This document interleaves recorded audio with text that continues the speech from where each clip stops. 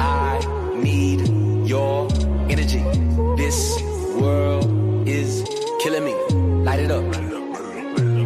If you feeling my feet, light it up. If you feeling my feet, light it up. If you feeling my feet, light it up. If you feeling my feet, I need your energy. High life, high tide, don't drown. Big breath, take steps, stay cool when I'm down. That vibe, that's right, on top, that high.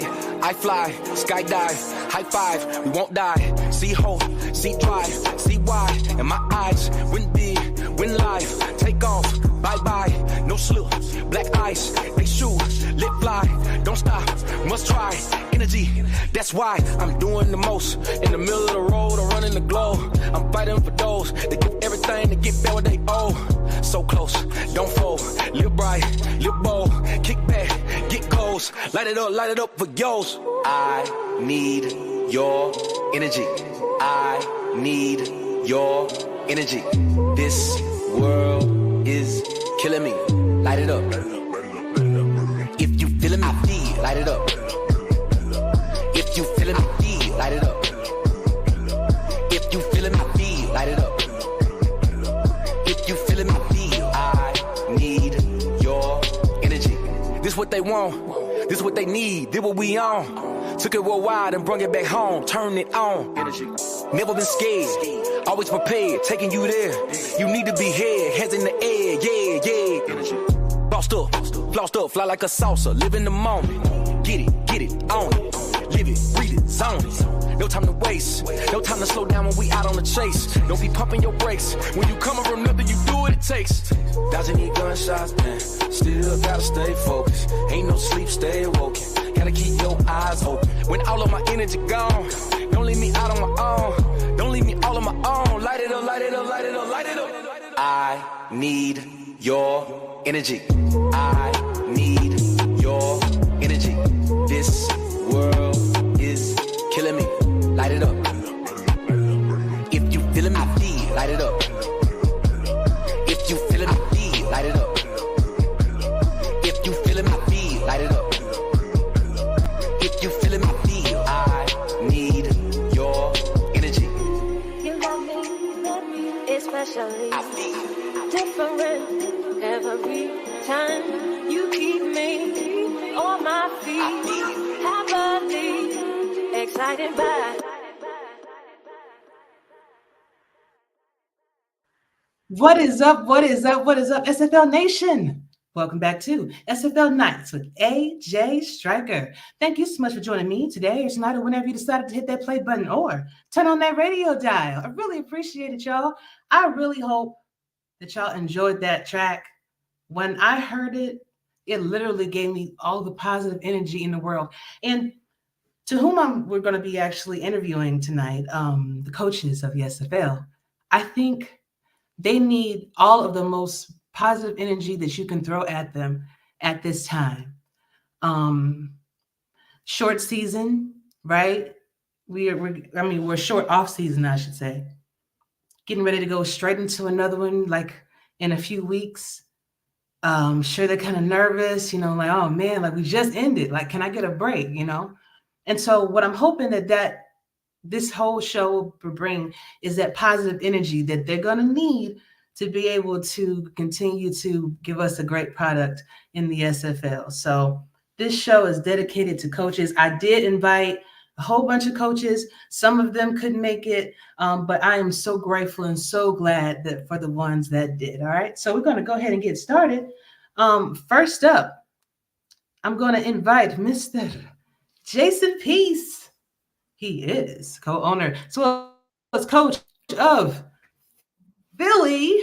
Man, I'm sorry about last night, man. Yeah, that didn't work out. I better have been one of them first round draft picks on them inviting these coaches. I better not have been that like, hey, I got to fill a spot. I know that's right. Let them know. Yeah, last night was tough, Next man. Up, hey, hold on. go ahead. One thing. No, you good.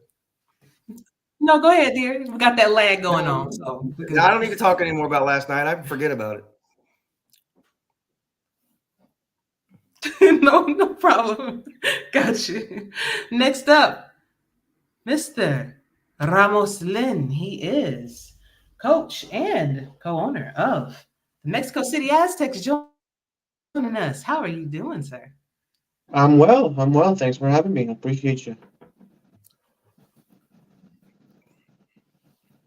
Hey man, anytime. I always have you are um one of the best minds in the league. So I figure honoring people, this whole panel that we have tonight, as well as other coaches in the league that can be here, all of y'all deserve this moment. So appreciate you for what you do. Appreciate it. Next up, Mr. Anytime. Mel Davis joining us from Portland. Fleet. It's been a minute, man. How you doing? It's been a good minute. How you been doing? Pretty good.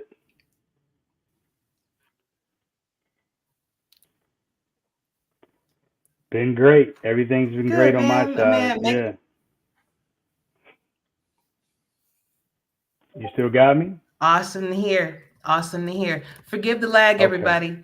No So we're worries. just No gonna kind worries. of work through it. So kind of take your time and everything, okay? You got it. All right. Next up, I have Mr. Max Paul joining us this evening from Coach. Well, one wonderful coaches, and owner of the damn. What team do you own? The one behind me. Just the champions, Florida Storm. Oh Want boy. to try it again? That's fine. I'll try. I could get me back in again. Try it again. It's okay. Hi, Ashley. It's nice. Always nice to see you.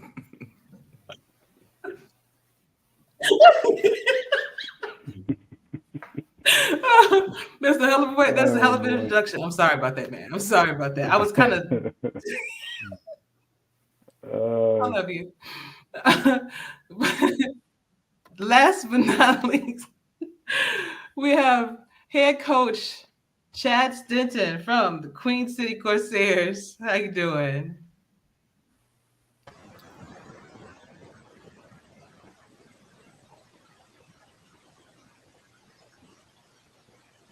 Chad, can you hear me? He's in the bathtub.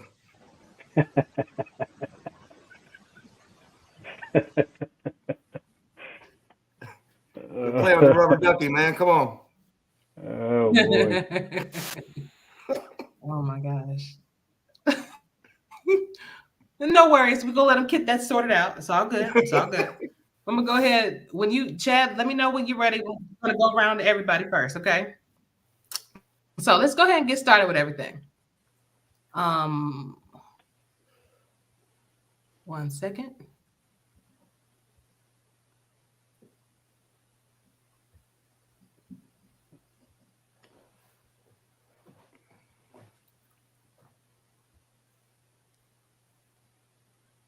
Okay, so with one season of experience of 2K24, I'm sorry, of 2K4 under your belt, what was one positive aspect and one negative aspect about the playbook entry that you experienced?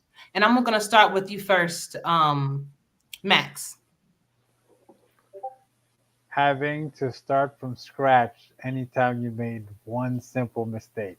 Just annoying to have to do. That process there was not fun at all. Where, in years past, you could add or delete one play as you want. This season, if you add one play of a new formation, there's no way to get rid of that play. You'd have to start from, start from scratch, literally, to have to redo the entire playbook and just omit that one play that would include a new formation. So that was a little annoying, but it's a learning process for all of us, and you find your workarounds as you get comfortable going through that process.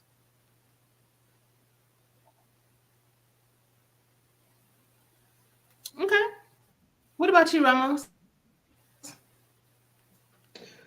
I will say probably just learning which playbook is the one that you would like to use. It took us like half of the season. I mean, it was a pretty rough start for us. So just having to learn that and having to recalibrate what we've been learning for like 10 years was challenging for sure. And so that I will say that was the most challenging part. That was the toughest part. But we gotta make changes. We gotta reinvent ourselves, and I think it's overall. I mean, once you learn it, it's gonna be just become natural. Gotcha. Mel, tell me about it. Well, from my side of the fence, I agree with the other two gentlemen, other coaches, and their concepts as well. Probably the negative for me was not being able to remove a formation from your playbook like you could in our other iteration. You could get a formation out of there, put a formation in, and as Max was saying, you put a formation in.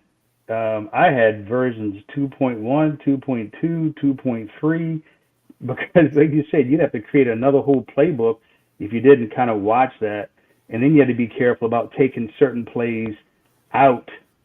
If you took too many running plays out at first, then you found yourself stuck with the quarterback sneak. I'm like, oh, no. So you got to start the whole thing all over again.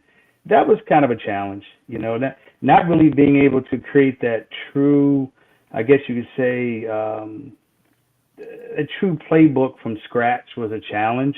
You had to modify it, and as Ramos said, you had to pick playbooks you thought would fit what you were doing, and still get rid of the plays you didn't really want, and then have to accept formations you didn't want. So that was a challenge. On the positive side, though, I found that it was really neat that we had a lot more flexibility to create to some degree across all those different plays and playbooks, things that make what we were doing a little more unique and hopefully successful when we got to the field. And there was times it was, and there was times where obviously it wasn't. So it was good. It was a good change. It changed things up for us, I thought.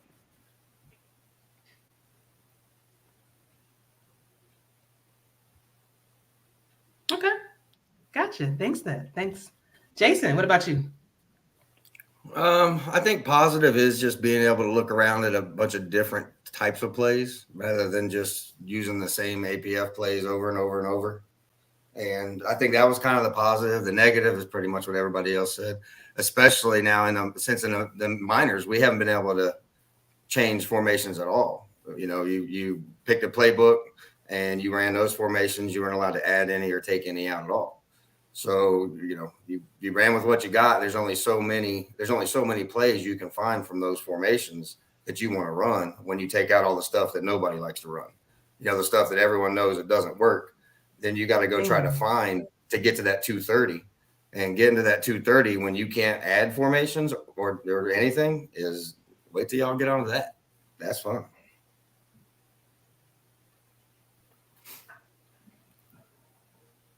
Wow.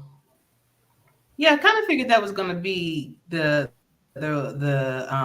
commonality of what some of the negatives were. But Chad, I'm interested to hear from you. I'm not sure if you heard the question. First of all, welcome to the show. I'm glad to have you here, representing Queen City.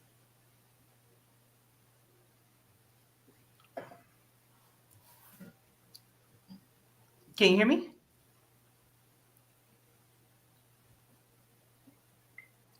I can't hear you, Chad. Do me a favor. If you can hear me, just go out and come back in. All right. Well, we'll let Chad catch up. But next question. Since Cam released the new changes that will be occurring for season 21, I want to know from you, which one of those changes stuck out to you the most? And I'm going to start with you first, Jason, on this one. I think all of them have a little bit of a head scratcher that had to be figured out. But zero stamina for the running backs, I guess, for me is the biggest one because, correct me if I'm wrong, but there ain't enough running backs to fill two spots. So you got guys converting left and right, and you still got to fill your fullback spot. So I guess just that zero stamina, how that's going to play out, I think is probably the biggest thing. So it's another season where we're going to be learning things again. So it's a whole new ball game.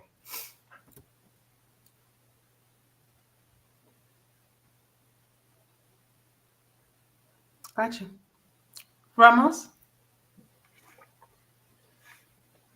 I'll go back to the playbooks. The inability to add new plays and or remove stuff, and I think that's gonna be just add a different thing to the game planning of every coach. Because if you really want a certain formation, there are some formations that you can only find in one or two playbooks, and maybe you're not gonna take it anyway because maybe you don't like the defense because you cannot have certain formations on the defense now. So I think that's gonna be interesting. It does take out some of the because we understand the reasons why, right? We understand the reasons why. The percentages of plays getting called. Run against pass, pass against run, and everything. So that's probably gonna make things more balanced and easier to scout. Because let's face it, you're just gonna use a couple of playbooks or maybe 3 different team playbooks. You're not just going to use 12 different team playbooks, just one for every week. So that's going to make scouting a little bit more predictable, I will say, just like how it was in All Pro. I don't think it's a bad or a good change. I just think it's an interesting one.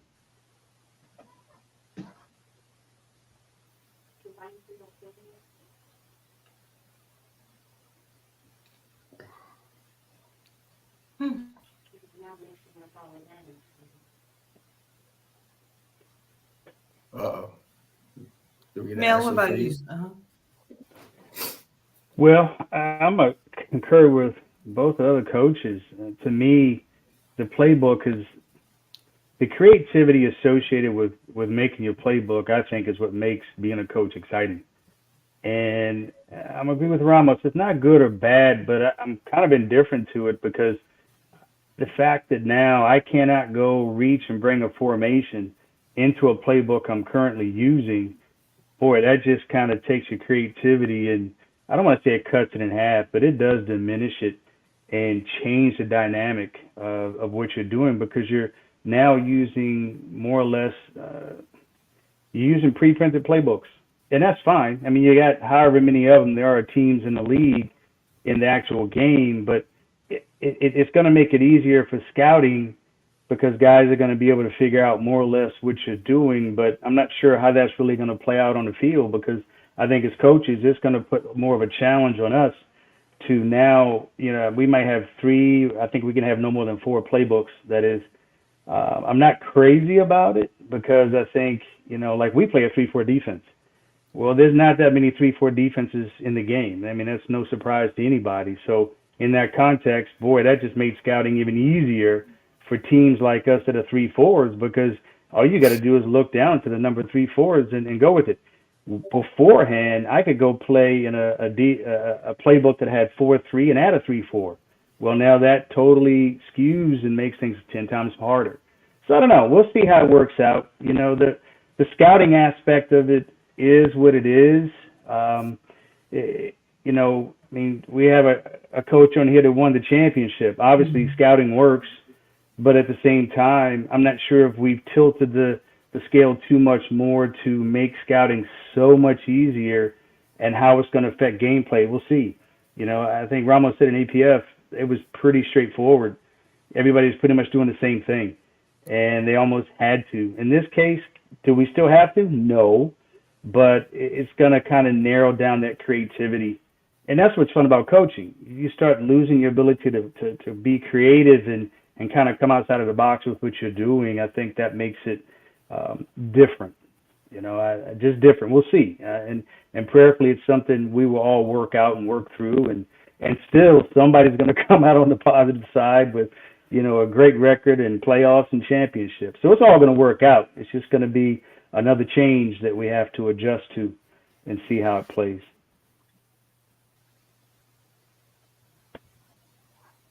Indeed. What about you, Mighty? The zero stamina thing, it's we kind of saw or knew something was coming down the pike to neuter the effective of running backs, especially since in this inaugural season, how dominant running backs were. So that's not very, it's not too surprising because we knew something was coming. We didn't know it'd be this drastic for all the ball carriers. It's going to be interesting to see how it plays out and what teams do to kind of mitigate that factor coming in. But definitely the fact that there's, they put a kibosh on adding formation from other teams, both offensively and defensively. It kind of neuters certain coaches' abilities to fully flesh out talent to make sure that everyone that's a paying customer has an ability to be on the field, because then that shrinks the number of options playbook wise you're able to utilize to make sure that all said players have an opportunity to see themselves on the field and hear their names called, both offensively and defensively. Heck, we ran into that issue last season. One of our players, trying to get him on the field so he not only is playing, especially he's actually playing meaningful downs. Well, at what point is meaningful downs hurting the team because he's not up to snuff ability wise, right? So having the proper formations in the playbook to be able to utilize skill set and not putting the team in a detrimental position, was a little more feasible last season. This upcoming season, it won't be as such. So it's just another challenge for us coaches to have to deal with. So it'll be interesting to see how it plays out.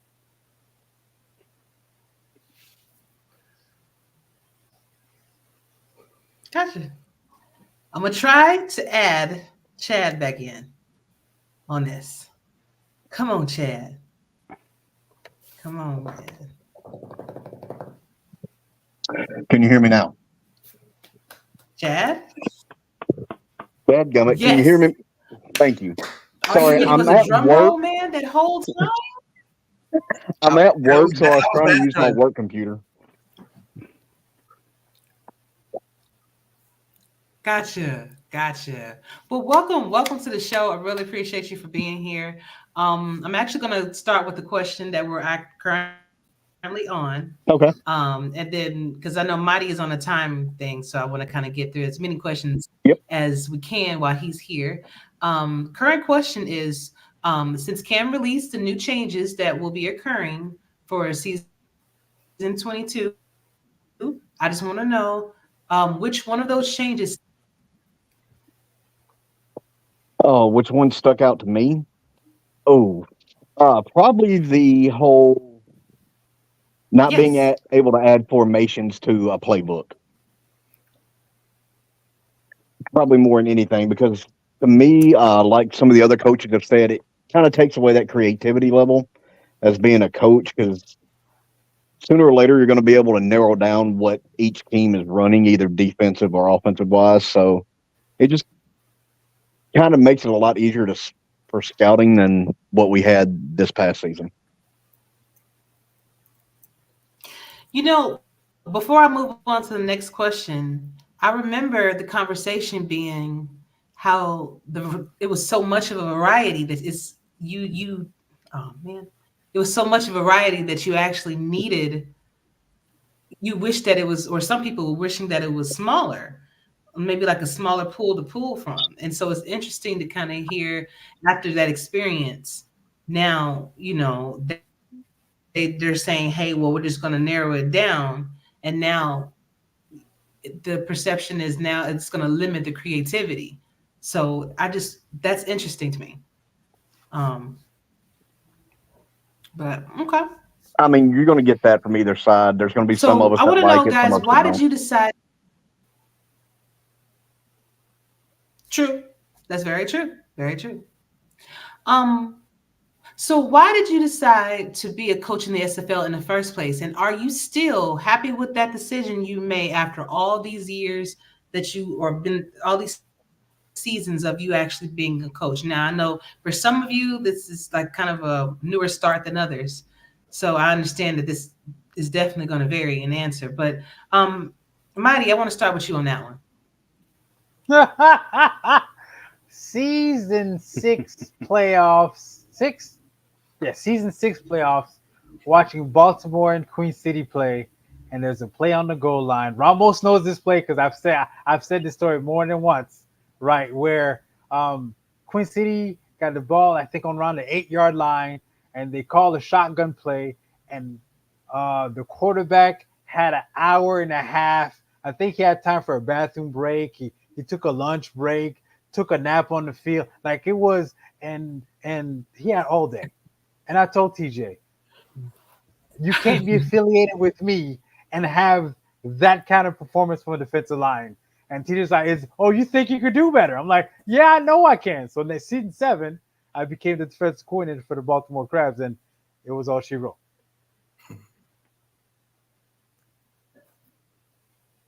Okay. No looking back. No looking back. You wouldn't have it no other way. Not after 4 titles later. No, I'm good. I know that's right. What about you? What about you, Chad? Oh wow. Yeah, I started coaching in season 16, so hadn't been doing it as long as Mighty, but it's been a fun ride. So I've yet to win that SFL championship, but I'm getting there. Yeah, it will be nice, man. You and me both, man. You and me both. Jason. I guess pretty much a lifetime of yelling at the TV every time somebody from the Buckeyes fucking organization doesn't make a right call, and yelling, why didn't you run this play? Why didn't you do that? Why are you doing that? Monday morning quarterback stuff. So, and then you get a chance to kind of same thing, put your money where your mouth is. That, and like when Chris brought me over to Lincoln last season to be defensive coordinator. We had the number 1 defense in the league, went the championship, and this season when we became ownership in Philly, I just didn't trust anybody else to do it, really. If I was going to go down, we were going to go down. I was going to go down with the ship, and we went down last night. So next season, we might be bringing somebody in that has a little more expertise than me.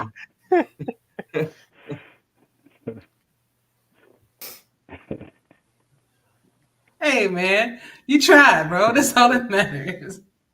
There is no try. There's only do, man. It hurts. Oh, man. Mel, Jason, what are your thoughts, dear? Hold on. Let me get in there. Jason, don't feel bad. The first game I coached as a defensive coordinator, I thought I was hot. I thought the hottest thing on the block, and Louisville dropped 41 on me. So don't feel bad. Trust me, we all been there. Yeah, man, it hurt. It hurt bad. Yeah, it's a process. When I joined the league, I came in season 15, I think it was, tail end of 14. And it's something I wanted to do when I got in the league. I've always enjoyed the aspect of these games and the sim part of it, where you just put your game plan together and watch it play out. So to be in a scenario where I could get the opportunity to do that against, the Mighties and Ramos and guys like that, man, it was amazing just to have the opportunity. So when the opportunity arose, I took it hook, line, and sinker, for good, bad, or indifferent. There's been a lot of indifferent. There's been probably a good amount of bad. You learn as you go, and there's been some good too. There's been some moments and some excitement that go along with it. So it's something I wanted to do from the very beginning, and I'm happy with it. I enjoy it. It's a lot more work than I thought it would be, being that we are, doing this through a video game. But that's the challenge to me, to be able to be relevant, be a part of this, and put things together that hopefully keep your opponent, thinking in a different way, and watching what you've come up with just kind of work itself out on the screen in a positive way. It's exciting. It's got its ups. Lord knows it's got its downs, but it's been worth every minute of it.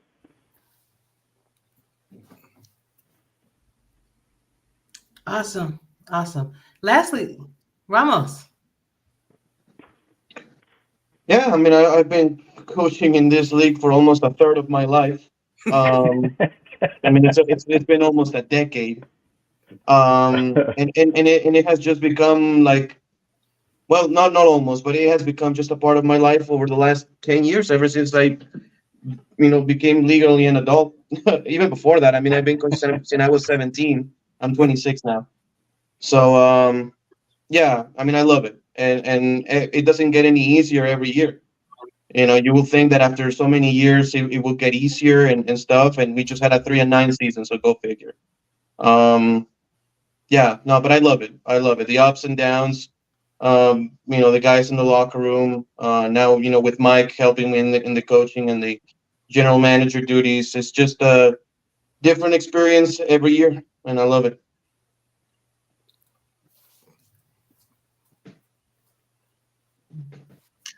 Good deal. Good deal. Now, since Mighty actually has to go after this last question, I'm going to let him answer this first.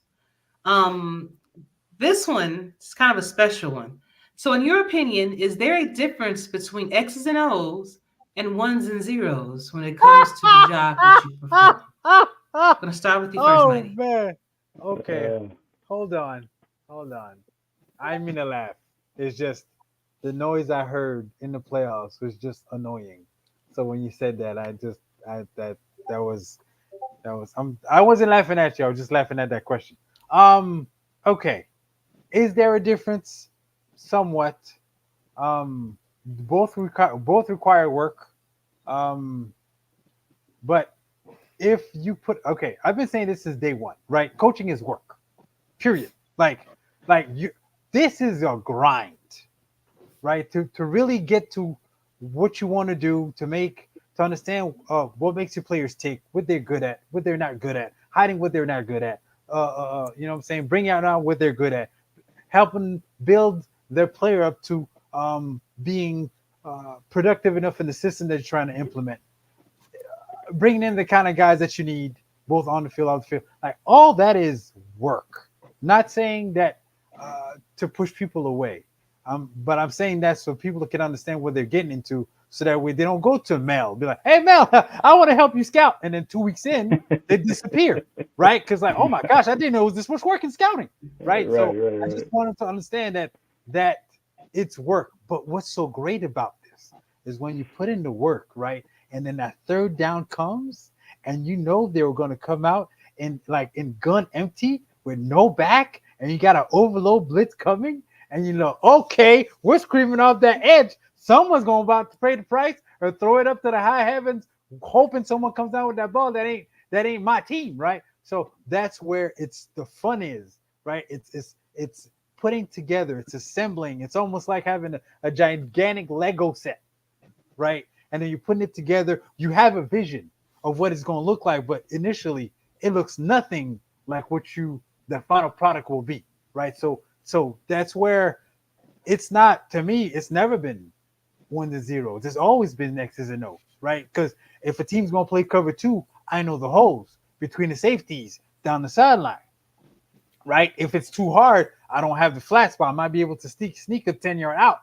If they're playing soft, I have the flats. So if my quarterback gets the ball to the running back fast enough, he can make a move, and that little 2-yard gain turns into 12, right? It's always been X's and O's. Like they play cover three, I got to seam to the tight end, easy 15. Skinny post could take it to the house. Remember, Ramos 50x opposite flow, right? They used to play cover three against that. That's a touchdown. It's over. You know what I'm saying? So it's never been ones and zeros. So that's why I laugh at that question, because that question lets me know I'm gonna say it with my chest, even though this ain't the show, right? People that say it's ones and zeros lets me know they ain't put in the work. Real talk, and I'm keeping it a buck, 100, solid.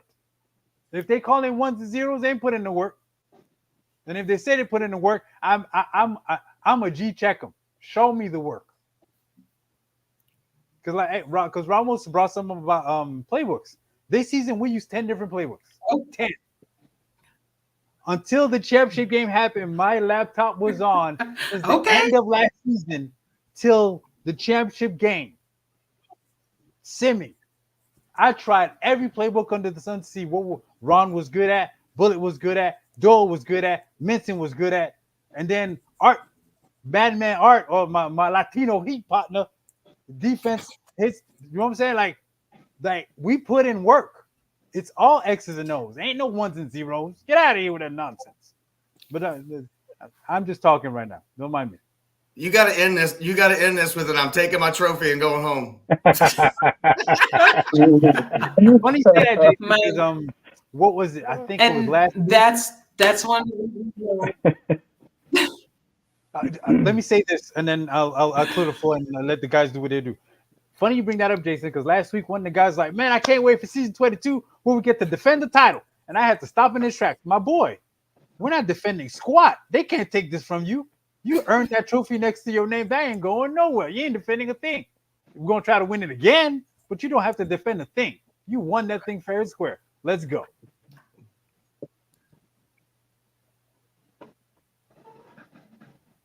I like it. I like it.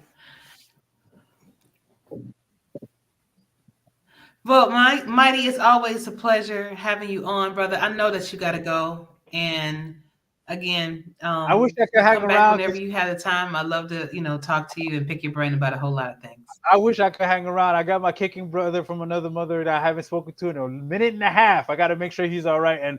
And Mel, first time talking to you, brother. It's nice. You know what I'm saying, chopping it up. Jason, I got to catch up with you. We have not spoken, but I got to catch up with you and Chad. You've been around. I'll talk to you later, brother. Y'all have a good night. AJ, you know we love you. Keep doing what you're doing. Take it easy, brother. Take it easy. See you, man. Love you too, Have a brother. good one. I'll see you soon.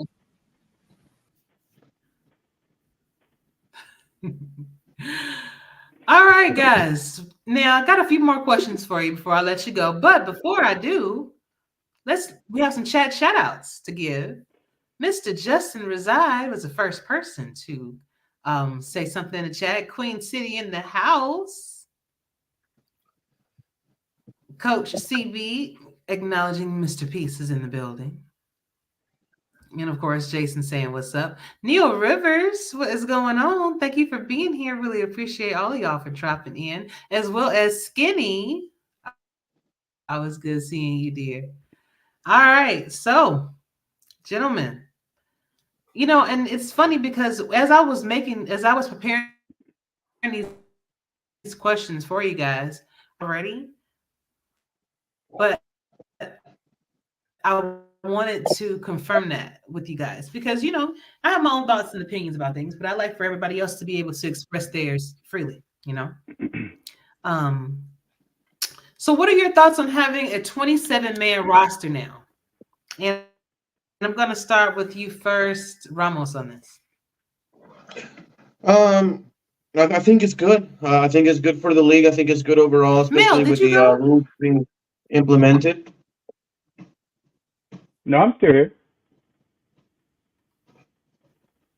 He's still here. No, did you ever answer that question, dear? I think I skipped you, didn't I? Which question we referencing now? The last one you had talked about is when you gave to Mighty, and then Ramos was talking about the 27-man roster. So I don't know any other question that you had posed to me just yet. Got it. So okay, got it. So that was my bad. I kind of jumped ahead. So Mel, I'm going to ask you the same question that I asked Mighty, and I'm going to ask everybody else.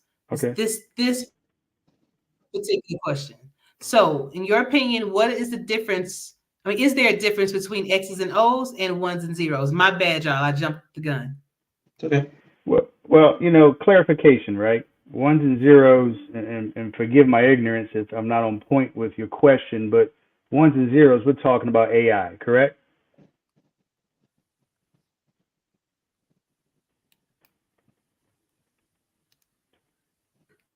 Or no? You kind of cut out, dear. I didn't hear you. Okay. You cut out. I didn't hear you. Okay, just make sure we still got a good sound check. It's kind of follow up on what Mighty was saying. No, I don't get into the ones and zeros. To me, it's all about X's and O's because that's what makes it fun. That's the challenge. That's football. If it starts getting into ones and zeros, then there's really no value in being a part of it because of the simple fact that now I'm relying on things that I don't control. Not that I control a lot of what's happening anyway, other than putting my spin on it, with my philosophy and my knowledge of football and the X's and O's that are applied to it. So I kind of follow up with him on that. I don't really get into the ones and the zeros, to be very truthful. I think it's all about X's and O's. And, you know, if we keep that focus, then we're able to just apply the knowledge we have and the knowledge we gained through this league and learning how to compete against each other. So for me, it's X's and O's, plain and simple. From the other aspect, we might have things that happen from time to time where, you know, the system decides to do something funny. But to me, it's all about X's and O's, and it's about understanding your opponent, understanding what you want to do, not necessarily changing who you are and trying to establish some type of system that says, hey, this is our identity, like it or not. We're going to run the ball down your throat. We can pass if we need to, or flip side, we're going to throw all over you. And, you know, we might throw some run plays into that scenario. So I'm always thinking offensive minded. I leave the defense up to my man Zeke. He's our defensive coordinator. So from the offensive side, that to me, it's all X's and O's. It really, really is.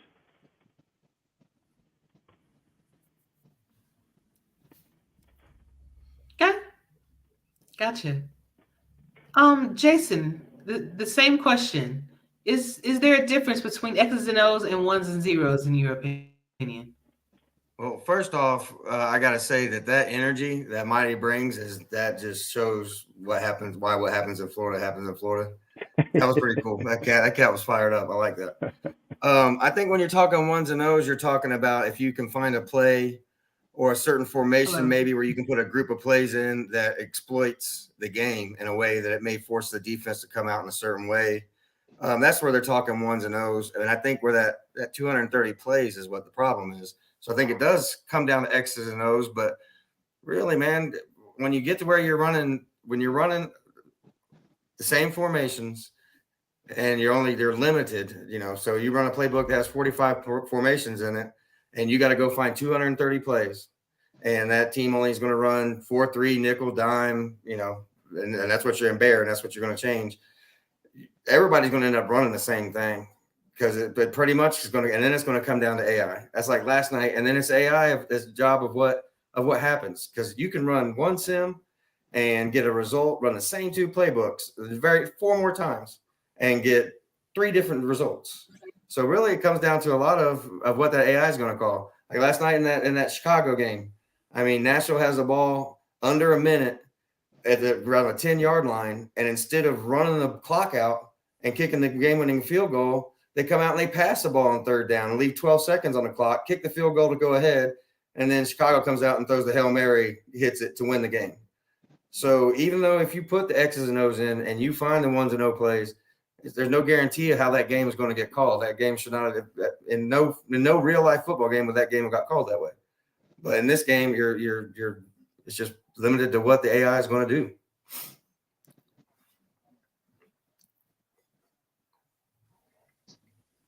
Okay. What about you, Chad? I mean, there is a slight difference, but I look at everything and always have since my time being in football as an X's and O's guy. So going off the 1 and 0, it's just, I don't know. I really don't know how to explain it, but I'm an X's and O's guy. That's the way I'm always going to play it. So I just feel like the 1 and 0, you're looking for a play that's going to force the other team to do what you want them to do, and then it's just going to keep spamming that one play. Yep. And there's just no creativity to it, honestly. It takes the fun out of what we do and why we do it as coaches.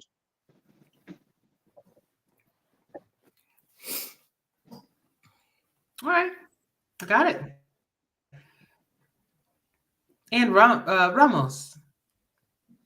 Yeah, I agree. I mean, I think it happens just in real football in general. I mean, you know, when a coach calls a play or a series of plays, there's no telling if the players are going to execute it to the best of their abilities. You know, you may run in practice the same play, you know, 100 times, and then when it comes down to the game, maybe the receiver drops the ball. Maybe the right tackle gets beat at the line and the quarterback gets sacked, right? Maybe the linebacker slips and misses a tackle. So, you know, it just happens in real life. You know, you coach, you put in the time, as Mighty said, you put in the time, You do everything that you can. You spend hours upon hours, testing different things, calling a game. There's a difference between calling plays and calling a game. And you set up a playbook to call a game. You have, okay, and first down, second downs, this is what I'm seeing. We're going to have this amount of plays being called for the bulk of the time, right? We're going to have these runs, these passes. When it comes down to third and shorts, these are the plays that we're going to call. Thirds and mediums, these are the plays. Third and longs, these are the plays, right? And this is what happens in real coaching in real life, right? And there's really no telling because again, it's football. Anything can happen. You can run a play, it goes for a loss of 2 yards. You run the same play a quarter later, it goes for an 80-yard touchdown. So that happens in real football in general. It happens in the SFL, and you got to credit coaches when they're winning, because they're not just winning by accident. They're not just like, the CPU, the AI wanted them to win. No, I mean they are putting in the time, and you cannot take away that credit from them. I'm gonna jump on the back of that real quick, and that's a valid point that Ramos brought up, and other fellas too. But check, you think about it. A coach calls in a play. How many times do we watch NFL films? A play was called into a quarterback, and the quarterback didn't like it and changed the play. It was supposed to be a run. He decided to make a pass. The coach is like, "What are you doing?" And all of a sudden, the play goes electric, and it's a positive play, and you're like, "Oh my God, I can't believe you did that." So I kind of look at it from that angle. I know there's those little things that may come in from time to time, and the whole spamming thing. But truth be told, I kind of like sometimes that scenario that may come about when I needed a run and you went and called a pass, but you were successful with it. So how upset can I be? On the flip side of that, I needed a pass and you called a run. Yeah, I'm going to be upset because it wasn't successful. So it always kind of keeps you on your toes. There's that element of realism that actually happens in the SFL as it would in real football too. And again, that's not discounting times where we might see some AI interference, but again, I think the majority of it is, that X and O aspect that keeps us all coming back, because the truth be told, it despite our records and how well we do or don't do, we keep coming back. We don't let it go. We just can't say, "Oh, I'm done with this. I'm out of here." So that already tells me there's something there that's valid, enough of validity there to keep us coming back, to keep everybody around, and just have this desire that I want to be where Mighty is. I want to be where Baltimore is. I want to just kind of achieve that goal once and for all.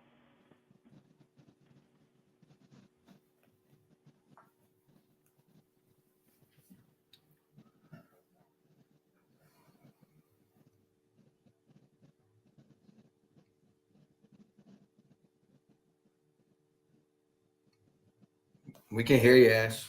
Yeah, I think I lost you, Ash. She's talking. Either that or she's muted. She's just muted. Yeah. Okay. There she is. Yep. I keep doing it. I keep doing it. I'm just running my mouth. You're muted, bro. Yeah, I was about to say, they're going to stay on a different show. You're muted, bro.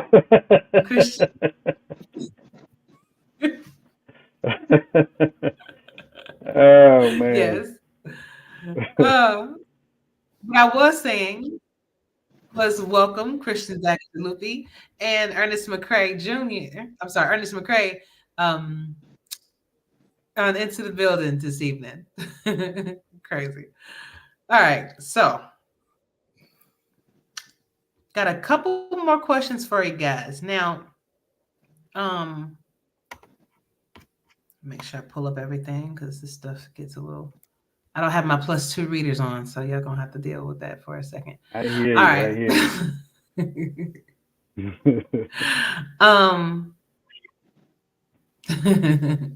So,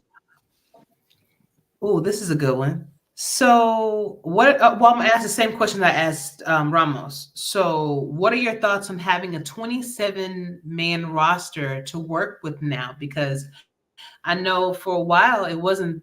I mean, Ramos, how many did it actually start off with? So You mean like at the very, very, very start, like 7, 8 years ago, like 9 years ago more? We had 10 well, not user even, 10 star players that we selected and one legend offensive lineman on the All Pro Football era.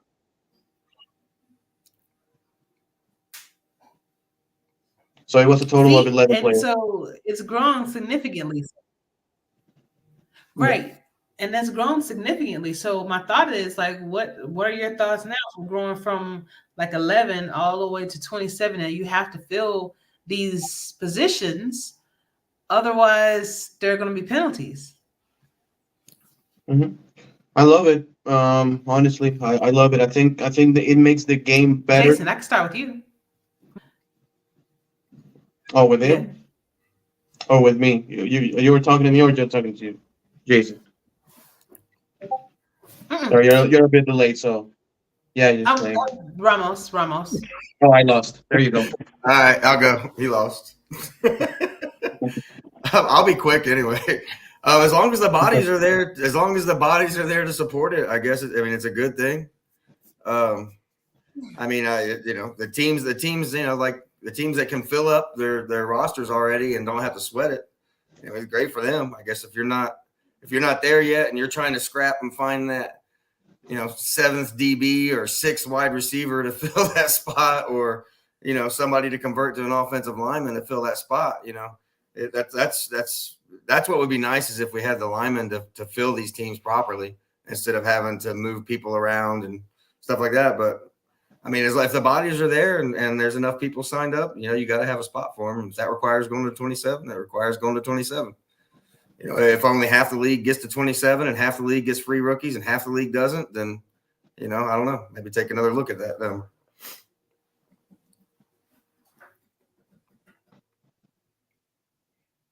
That's a good point.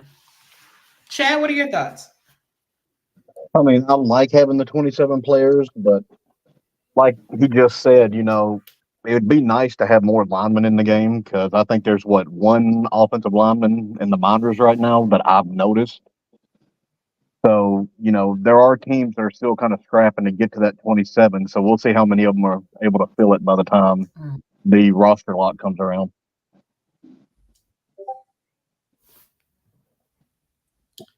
Gotcha. Mel? Personally, I love it. I love it because it brings more realism to what we're doing. It gives more positions for guys to be a part of it. One of the things I love about this league is that it's not just the gameplay. It's all the different things you have to do outside of the gameplay, building a roster, maintaining a roster. And that requires more than just saying, hey, play on my team. It actually requires developing relationships with people. I believe we have one, if not the best, and no disrespect to anyone, general manager in this league in Nelson Lozano. You want to talk about a people person? Nelson can talk and just converse with people for days, and he's real about his discussions. We have if I say it again, the best owner in this league, and I'm a co-owner, but and my man that brought me into this whole thing.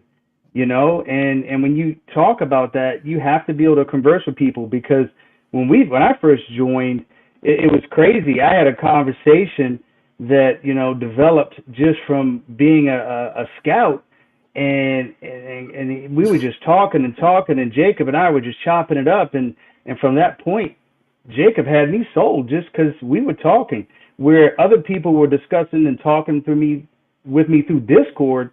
Jacob's like, let's hop on a phone. Let's have a real conversation.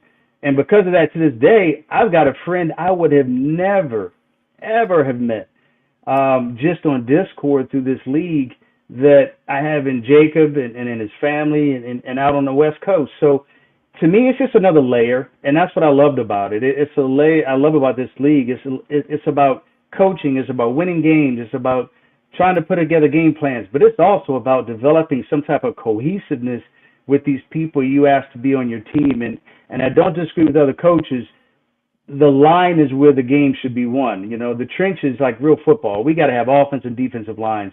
So I'm so glad to see that that's developing, but there's not a lot out there. So that makes things a challenge.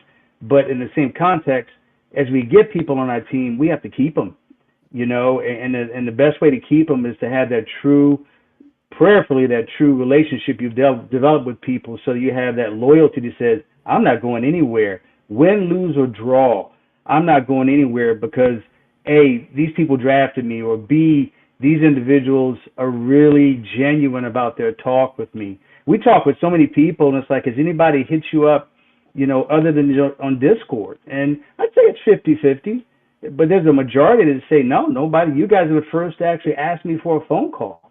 And that's what I love, and that's, I give that credit to Nelson and to Jacob and their ability to kind of generate those conversations. So I love the 27.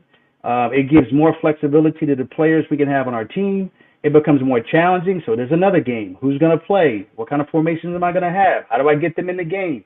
How do I keep them interested? How do I make sure that they get what they deserve from this experience? Given that, as Ramos said, you're game planning. You're not just calling plays. You're trying to keep everybody involved. And that's a challenge. And personally, I love the challenge. It has its moments, but I love it for sure. Yeah, definitely. Take patience of a saint, I think, to be a coach, because with all of the mistakes, with all of the things that you watch when the miscalculations and all of that, and for you to still come back every week, subject yourself to the same thing is amazing. So, thanks to all the coaches out there that subject themselves, and the scouts that subject themselves week in and week out for this, for our entertainment, so we appreciate it. Which brings me to another good question. What qualifies you have to serve as an SFL coach? And I'm going to start with you first, Jason. I think the biggest part of it is just availability and having the time and energy to put into the work, because I think the common thread here is how often people's laptops are on and things like that. It's like me. I get up at 8 o'clock in the morning. I run sims till I go to work at 12. I throw the Retroid in the car, let that run, go out and check it on my lunch breaks and my breaks at work while it's running in the car. Get home at 10:30, 11, and run 2 more before I go to bed, or let one run overnight and get up in the morning and see what the results were. So, I mean, I think that's the biggest part of it, is just putting in the work. And, another big one is be willing to ask for help and listen to advice, and not think that,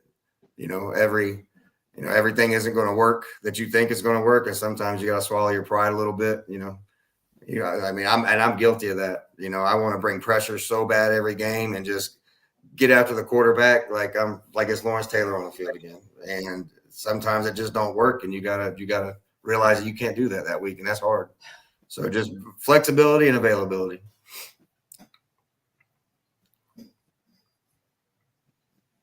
Got it.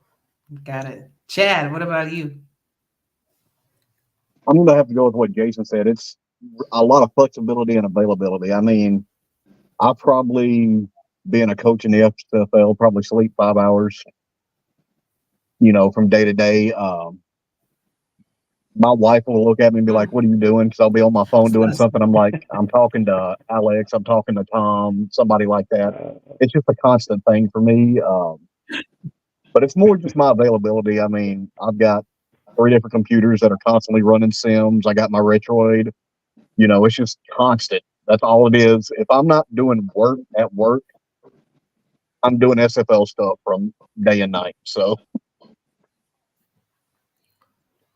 Wow. That's dedication, man. I'm telling you, it's not an easy thing. Ramos. Dedication and patience. Because it's not something that it's not like you become a good coach just during the weekend. It is many, many weeks, months, you always learn something new. You always got to have the patience to sit down and actually watch the games, watch the sim, see what's happening. Because sometimes there's a play that may be successful in a simulation, goes for 60 yards, good. But then you look at it and it's like, you know what, that wasn't really that good of a play. We just got lucky on a broken tackle or something, and maybe you run it 10 more times, and all those 10 more times it just goes for incompletions every time. So you gotta remove it. So you gotta be patient in that regard. You gotta be dedicated, and you gotta be just very very diligent on this. It's a grind. It really is. Especially when you have so many coaches doing the same thing as you're doing for so many hours. Um, the margin of error and what you do is just you have to do it very you know it takes a lot of time. It just takes a lot of time, and you got to learn from your mistakes and learn from other people's mistakes. Watch other games, see plays that are not working for other teams, and maybe it's gonna work for you, maybe not. Test it out. I mean, it just takes a lot of time.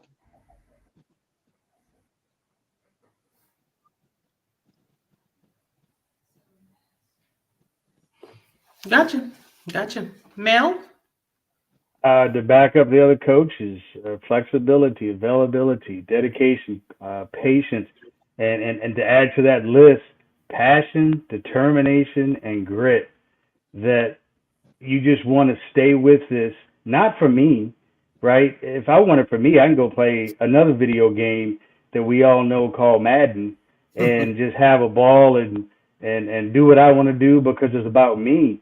For me, it's about those guys in the locker room, right? Because if I don't do what needs to be done, and as other coaches have explained, make myself available and flexible and patient and dedicated to every little nuance of what needs to happen from week to week, then what happens on game day? They see a bunch of garbage, and that doesn't bring any continuity or unity to our locker room. So, for me, it's just the passion, and in addition to what the guy said, and the dedication and the grit to stick with it. Although there's times you just want to go throw your hat to the other side of the room and be like, I can't believe this just happened, and you feel so bad, not for yourself, but for those guys that were watching and those ladies that were watching, for that team that is like, hey, oh man, this was horrible this week, or wow, this was really amazing. So to me, to watch the culmination of all that these coaches and I have shared to culminate to just a W, oh my Lord, that's heaven, And again, it's not about me. It's not about my defensive coach Zeke. It's not about us as a team or our staff. It's about what can we do to show everybody else that doesn't see the behind the scenes of all the work we're putting in. Because if it goes well, hey, you feel good. If it goes bad, well, you got some explaining to do, and that makes it really, really challenging because it is about all those other folks in that locker room that are waiting to see what you put together to help them shine, because that's really what this is about. You want to win, as my man said, you play to win the game. However, you have to put it together in a way that hopefully really, really exemplifies those other people that are in this with you. Because if you don't have players in that locker room, you're a coach doing this all by yourself, and like I said, you might as well go play Madden, where you can do what you want, when you want, and how you want.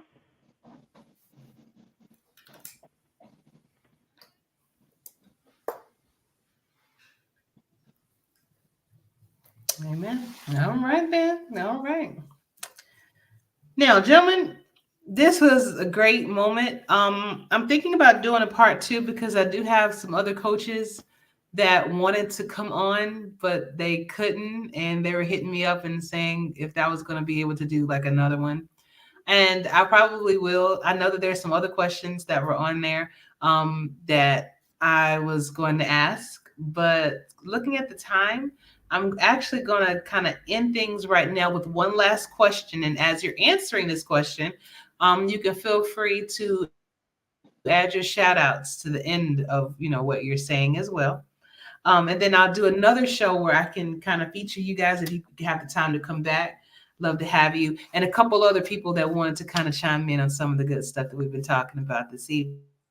So, um, the last question that I wanted to ask you guys was there any thoughts on coaching, on with the new changes that have occurred, with the draft, with how the SFLM was ran this season? Is there anything else as you're leaving that you want to mention, or give your opinion or your thoughts about? Just from a coaching aspect, I think it's interesting because really and truthfully, you guys are the true stars, right? Because we're just the pieces. And like I'm a quarterback, so I'm just a piece, but it takes, the chess master to be able to move those pieces in the right place and to make the necessary moves, And so you guys are the ones that really pulls the strings around. So I wanted to make sure I take some time out to give you your flowers and just thank you for your dedication and for the time that you take. But if there's anything that you want to share right now, Chad, I'm gonna start with you. What you wanna talk about before you leave? I mean, you kind of made a comment right there Before we that, end things. that y'all are just pieces. Well, to me, I wouldn't be able to do what I do as a coach if it wasn't for my players, my scouts, the front office. This is a team thing, so nobody's just a piece in this league. I just want everybody to remember that you're an integral part to each team, no matter who you belong to, be it Portland, Houston, Arizona. So, but as far as anything that stands out, I've already gone over everything. So just remember, we're here because of y'all, and that's the only reason we do what we do.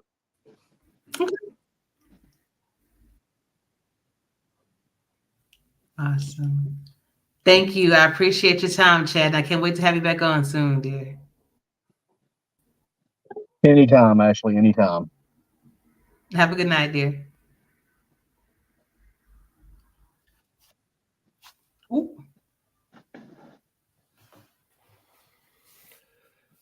What did you say, dear? I didn't say anything, Ashley. Oh, okay. Gotcha. I didn't say nothing. All right, Jason. As far as the minors went, I think it was successful. This first little run, the way it is, I think, it got pushed. The delay kind of pushed the season into where you finished a game and you had a 2 days to get your book back in for the next game. But I think it's been exciting. I think there's been some good play. I think as far as like coaching goes and just really just the whole organization, if you take a loss, like we did last night, and your players are in that locker room still saying, Cougars for life and really just staying positive. I think you've had a success. That's a good season right there. As far as like, the playbooks and stuff like that, I think that's actually leaning more towards realism because teams in the NFL don't tend to run 1-4-3 1 week, 3-4 1 next week, run dime odd next week. I mean, they pretty much play to their personnel and they do stick to a philosophy. They might throw a wrinkle in here or there. So I would like to see the whole league lean into even further into the realism. We lean into it with injuries. We lean into it with now with the way playbooks are done. We lean into realism a lot of ways. I think longer contracts to where when you do progress, you might get to keep that progression for a couple seasons instead of maybe you did progress something that was high value and the team can't fit under the cap. Now you got to cut that progression that you just went through 4 months to save up to get. So I'd like to see longer contracts, bringing in trades and things like that, league approved trades. Something, if we're going to lean into realism, let's lean all the way into it is one of the things that I think that I would love to see us go forward and moving forward with. We'll see. I don't know if that'll fall on deaf ears, but just curious to see what people think about that in your upcoming shows. I'm sure it's been discussed somewhere, but it ain't hit my ears. So now it's coming out my mouth. Other than that, man, go Philly, go Houston. I love coming on your show anytime. Hey, it's a pleasure sharing the screen with y'all. Legends and more legends of the game. You keep putting me on here as the up and coming rookie, but I'll try to hold my own. And you're gonna watch me get up out this chair like I always do and about to fall down every damn time. You do just fine, dear. This chair don't slide. Love y'all. Take it easy, brother. Yeah. Peace. All right. Mel, talk to us. The SFLM new protocol, I thought was pretty neat. I think it's all about for the individuals that are in SFLM to get down to business and see who's who, what's what, grow, develop, and see their players on the field. I think it's great for them. I think it's great for the coaches to see the opportunities where these players are in different situations. And I don't want to call it a condensed season, but I guess it kind of is in a way, because it's kind of that round robin. Let's go and let's get it done. Who's going to win? I think it's great for the coaches in SFLM. It gives them an opportunity to put what they're going to put on the paper and see it happen quickly. I think it's great for us in SFL because we get back to another season. Nobody wants to sit too long waiting to get back out there another shot at it. And even though the grind is in front of us, we enjoy that grind. So I think that's been great. Shout out standpoint, I got nothing but love for my man Nelson, my front office group, Jacob, our primary owner, Zeke, my brother in crime when it comes to trying to get this thing done and making sure we come up with game plans that bring victories to Portland. And most importantly, shout out to every last individual in that Portland locker room that is sticking with us and walking the walk as we continue to push forward to achieve our goal. Right now, our goal is a championship, make no mistake. But we got to climb that mountain that gets us to the playoffs before we can talk the talk in that other arena. So shout out to all my brothers in the Portland locker room. And last but not least, I got to give a shout out to my man Art Vanderlei. He will always be a Fleet. Drafted that brother when I had my first opportunity with Nelson and Jacob to field our first team. So congratulations to him and Florida and accomplishing that goal in this new era. He deserves every minute of it. He puts a lot of time into what he's doing. We still talk back and forth, and much love for him, man. Much love. So y'all be good. Stay cool. Ramos, man, heads up, brother. You the man. So I'm not even worried. I'm actually scared about what you're going to come up with this next season. So I got to go do some simming right now to get ready for you. But all that being said, man, y'all be blessed. Stay safe. Ashley, appreciate the opportunity to get back with you and looking for the next opportunity, okay? All right, you too, man. All right, y'all take it easy. You too. All right. Anytime, man. I'm telling you. See you, man. You don't have to wait for an invite. Just let me know when you're ready. You know it. We go. Right. And Ramos. Well, I've enjoyed it. I think it's been just like with anything, it's been a process. Just with how it was with the SFL Major League. I've enjoyed watching it. I'm gonna be completely honest. I haven't watched all of it or even most of it. I've seen some of it, but what I've seen, what I've been able to catch, I've enjoyed. I think we have a great group of upcoming draftees that are very excited to be in the league. And I think the SFL is giving them these opportunities to jump into an SFL team and be impactful from the very start.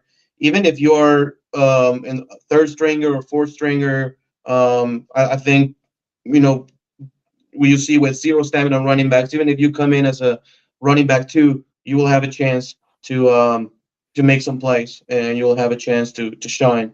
So I've enjoyed it. Shout outs goes to every single person in the Simulation Football League that make this thing go, whether you're Commissioner Cameron Irvine, whether you're one of the owners or you're one of the SFLM players trying to get into an SFL Major League team. Enjoy your time in the SFLM. And once you get drafted by an SFL team, just make the most of your opportunity. It really doesn't matter where you go because the SFL has 100% of teams in the SFL fight hard to get every single win every week. So it really doesn't matter where you go. The culture in every locker room, I think, is spectacular. So with that said, that's about it. Go Aztecs, and remember to always choose happy, as my friend Matt Wilson will say. right here. Always have it with me. And thank you, Ashley. Thanks for having me.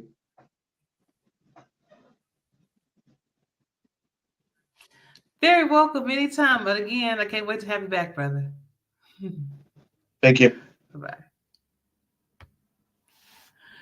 All right, and everybody, that was it. I hope that you enjoyed the show this evening. We do have a lot of great minds, a lot of great people that are responsible for, honestly, it's seemingly like the happiness of others, right? It's people paying their money, see their players out there on the field. They're trying to work this out, trying to figure out what game plan is going to be able to use the entire 27-man roster to the best of their abilities, trying to make everybody happy. It is not an easy task, you know. And for anybody that stuck around, all of you that did, I really appreciate it. Share the different aspects of the show that reached you, or that's, you know, that resonated with you, with some of your teammates, with some of your, with some other people, because it's very easy to ridicule people and say, oh, that's a horrible team. Oh, that's a bad coach. That's, you know, it's easy to say that, but unless you really take the time out to hear them, hear their trials, hear their tribulations, hear how they view things, you never really understand. And I think that when people take the time out to really understand others, you know, it works out. So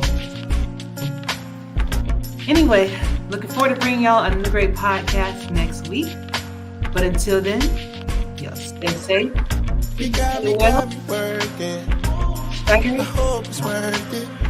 You tell me you're with on my salute to all the coaches. You're doing whatever to hurt me. Ooh, it ain't nobody can do it like you, yeah, nah. Ooh, I need everything cool in the coupe like I got. Merry-go round like a circus. I wanna buy a new bird. She wanna pop a new bird. Eliante on my body, diamonds hitting. It's hard to catch a vibe or go outside without you tripping. Got trying to lie me, I can't ride without my pistol. I bought my Kelly crocodile, but not no lizard. Bringing up the past, the shit I done before. Your feet all in the sand, I flew her to Cabo. Her friend got a little Benz, she wanted the Range Rover. I'm watching on your gram, you're giving them angles. I'm paying for it. You ain't never gotta stress about no landlord. You ain't never gotta ask me what you plan for. Private jet, we putting stamps all on your passport. I got plan for it, leave your man for it. You got me working. I hope it's worth it. You tell me you're with on my purpose. You're doing whatever to hurt me. Ooh, it ain't nobody can do it like you, yeah, nah. Ooh, I need everything cool in the coupe like I got. Merry-go-round like a circus. I wanna buy a new bird. She wanna pop a new bird.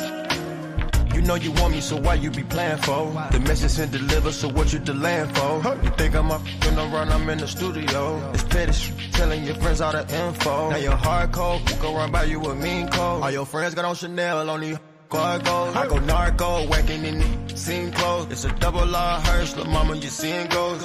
I know you're tight with me, you know the type of I am. I shoot it spikily. I don't give a damn what they saying, you better fight for me. Want me or you don't, tell the truth, don't be lying to me. Need you to be my peace, cause these streets get grimy. See you with another I be down. Man, I catch 'em up in traffic, cause my gun don't jam. You better pick up when you can.